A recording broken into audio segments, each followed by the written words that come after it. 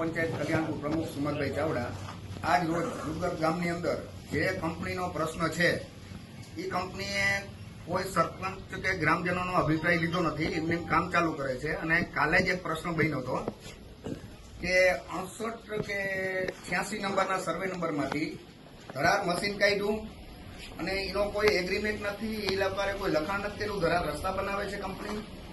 અને 100 નંબરમાં સીધો ફોન કરી દીધો છે.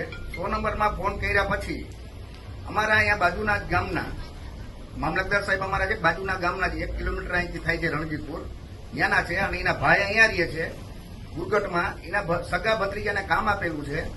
હવે એના ભત્રીજાનો 100 નંબરમાં ફોન કરે એટલે અમારે ટૂંકમાં મામલતદાર સાહેબમાં જામીન લેવા એના આગળ પાછું માં જવાનું, સગા કાકા આગળ. એટલે ખરેખર એક તો આ ગામના હોય અને તાલુકાની અંદર એ લોકો નોકરી કરતા હોય એવું ન હોવું જોઈએ. એટલા માટે એની બદલીની આ બધીની માંગણી છે.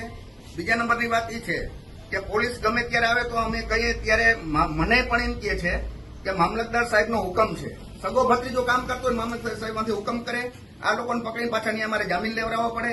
કાલની તમારે એફઆઈઆર જોઈ તો કલ્યાણપુરમાં તમે ભાટિયા પોલીસ સ્ટેશનમાં જોઈ શકો છો. એટલે આ લોકોનું હવે આંદોલન કરવાની તૈયારીમાં છે. પોલીસને ગમે ત્યારે કહી કે અમને મામલતદારનો હુકમ છે, મામલતદારનો હુકમ હોય એટલે અમારથી પણ કંઈ નથી થતું.